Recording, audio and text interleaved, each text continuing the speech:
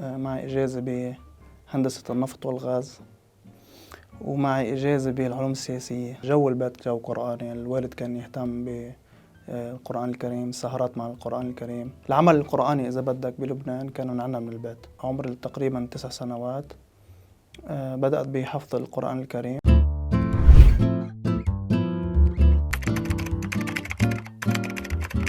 موهبة الصوت ما كانت كتير بعدها واضحة ومبينة وبارزة، إلا أنه إجت بتذكر بسنة 2009 مسابقة بالجنوب، فإجوا بدهم يختاروا من هيدي الدورة شخصين لحتى يشاركوا بالمسابقة بفرع الحفظ. هلأ صار في هيك تصفيات صغيرة وأنا ما حلفني الحظ يعني، فأنا قلت هات لجرب حظي بفرع التلاوة، فأنا ما كنت بالحسبان يعني. فبمساعدة الوالد بلشت أتحضر للمسابقة. رحت على المسابقة، الحمد لله توفقت إنه طلعت المرتبة الأولى على الجنوب.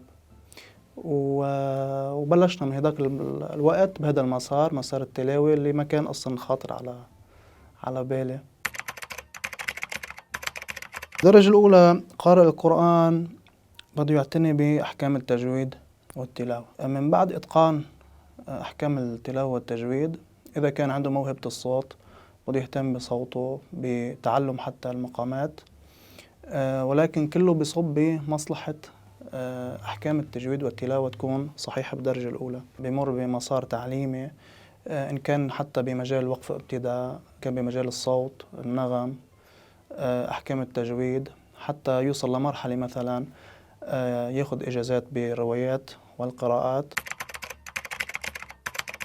وقف الابتداء هي معرفة أين يجب أن نقف ومن أين يجب أن نبدأ في القرآن. فيجب أن مثلا نقف على وقف متم للمعنى، وقف يعني يحقق لنا معنى كافي ووافي، ويجب أن نبدأ بداية أيضا تحقق لنا يعني ارتباط بالمعنى وارتباط بالآية التي وقفنا عليها سابقا. إذا الإنسان ما كان ملم بهذا العلم، ممكن لا سمح الله أنه يقف بموضع قبيح يسبب مثلا يكون بمعنى الكفر والعياذ بالله. مثلا بسم الله الرحمن الرحيم، لقد كفر الذين قالوا إن الله ثالث ثلاثة. هذا معنى بعدنا بالمعنى الصحيح. أما إذا بدنا نبدأ من إن الله ثالث ثلاثة، فنحن بنكون عم نبدأ بداية خاطئة. فالعلم والمعرفة بالمعنى واللغة العربية والصرف والنحو جدا مهم أيضا، لكي يعني نعرف أين نقف ومن أين نبدأ. عادة الإجازة بالقرآن الكريم تجي إجازة برواية مثلا حفص عن عاصم، إجازة برواية مثلا ورش عن نافع. هيدي بتلاوة القرآن الكريم وبعلوم القرآن الكريم وعلم القراءة في اختلاف بالروايات وفي اختلاف بالقراءات. فحتى يكون القارئ مجاز بهذه الرواية أو القراءة، لازم يقرأ القرآن كله من أول ولا آخره بأصول هذه الرواية، لأنه كل رواية لها أصول، وبده يقرأها عند مقرئ وبشرط المشافهة، يعني يكون حاضر بينه وبينه. فهيدي الإجازة بتنعطى من أستاذ حافظ كمان مجاز ومجيز، والحمد لله يعني لحد الآن صرنا حاصلين على 5 إجازات من مقرئ من الأزهر الشريف، وإن شاء الله مكملين إلى القراءات 10 إن شاء الله. بالبداية المشاركات المحلية مهمة يبدأ منها القارئ حتى يكتسب بعض الخبرات، بعض الملاحظات يشتغل عليها.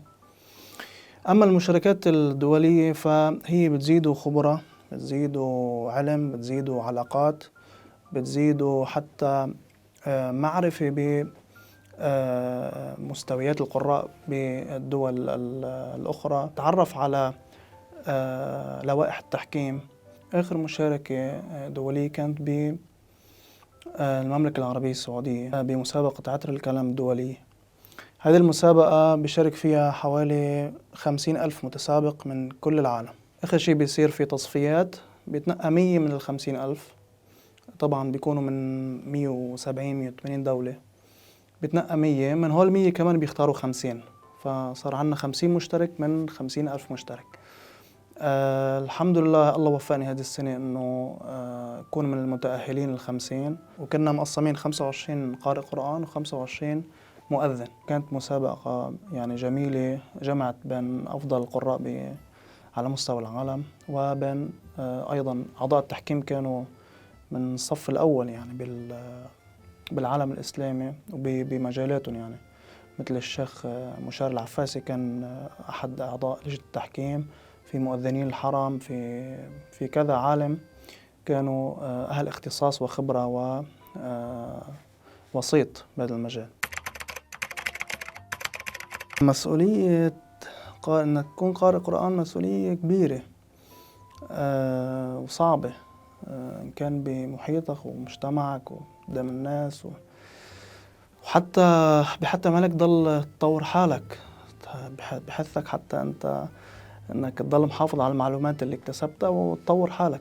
أنت آخر شيء يعني بشر، يعني أنت بشر بتخطئ بتصيب وهيك، بس قارئ القرآن أوقات واحد بيلتجئ للقرآن على فكرة، يعني بس يصير في مثل ما بيقولوا بيختلط القرآن بلحمه ودمه، أمرار بتلتجئ، بس بدك شيء تطلب شيء من الله، بتقرأ قرآن، تحفظ قرآن،